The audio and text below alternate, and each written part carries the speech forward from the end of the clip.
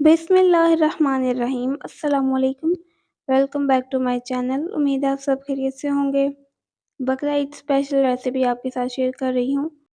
इस तरीके से बहुत जल्दी भी बन जाएगा और बहुत टेस्टी भी बनेगा। तो जायका भी है और मेहनत भी कम है, तो आप जल्दी से इस रेसिपी को देखें और इसे ज़रूर ट्राई करिएगा।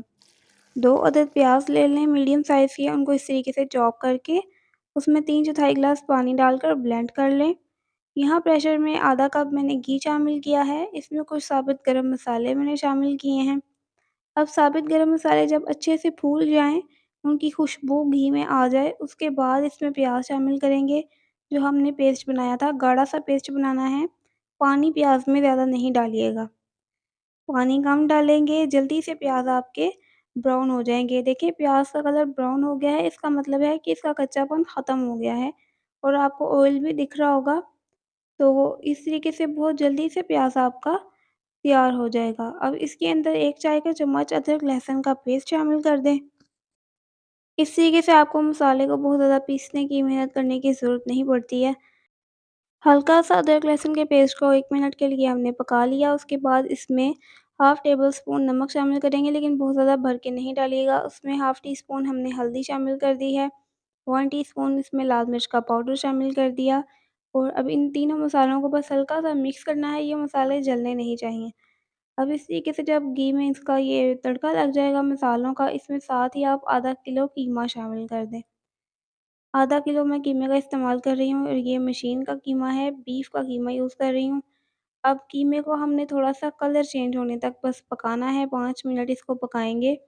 अच्छे से मिक्स करते जाएँगे और इसमें मसाले में बिल्कुल भी कच्चापन आपको प्याज़ का या अदरक लहसुन का बिल्कुल भी फ़ील नहीं होगा।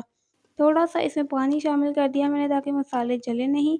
अब कीमे का कलर अच्छे से चेंज हो चुका है, तो अब हम 2 अदद मीडियम साइज़ के टमाटर लेंगे और 4 से 5 सब्ज़ मिर्चें लेंगे और उसमें थोड़ा-सा पानी डालकर ब्लेंड कर लेंगे और ये ब्लेंड किया हुआ पेस्ट हम इसमें शामिल कर देंगे।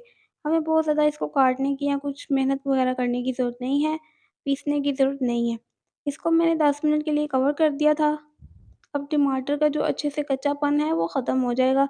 हल्का-सा इसको मिक्स करें और साथ ही इसमें मसाले डाल दें। 1 टीस्पून ज़ीरा पाउडर शामिल कर दें, 1 टीस्पून धनिया पाउडर शामिल कर दें और हाफ़ टी स्पून गरम मसाला पाउडर शामिल कर दें। बाकी साबुत गरम मसाले हम डाल चुके हैं और बहुत जल्दी आप देखें कितनी जल्दी बन रहा है।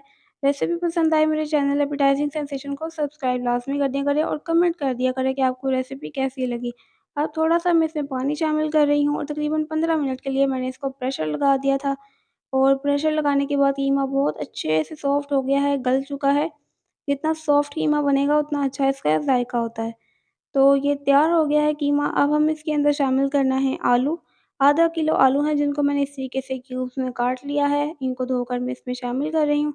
थोड़ा-सा इसमें पानी शामिल कर दिया है और इसको 15 मिनट के लिए हम कवर करके पकाएँगे जब तक ये पानी ड्राई हो जाएगा और आलू गल जाएँगे। तो बगैर आपका टाइम ज़ाया किए बहुत जल्दी से मैंने आपको फ़ास्ट सी रेसिपी शेयर की है और ये बहुत जल्दी बन भी जाएगी। आपको किचन में ज़्यादा गर्मी में मेहनत करने की ज़रूरत नहीं है। तो कैसा लग रहा है आपको ये बहुत डिलीशियस सा आलू कीमा? इसे ज़रूर ट्राई करिएगा, रेसिपी को लाइक करिएगा। नेक्स्ट रेसिपी तक के लिए अल्लाह हाफ़िज़।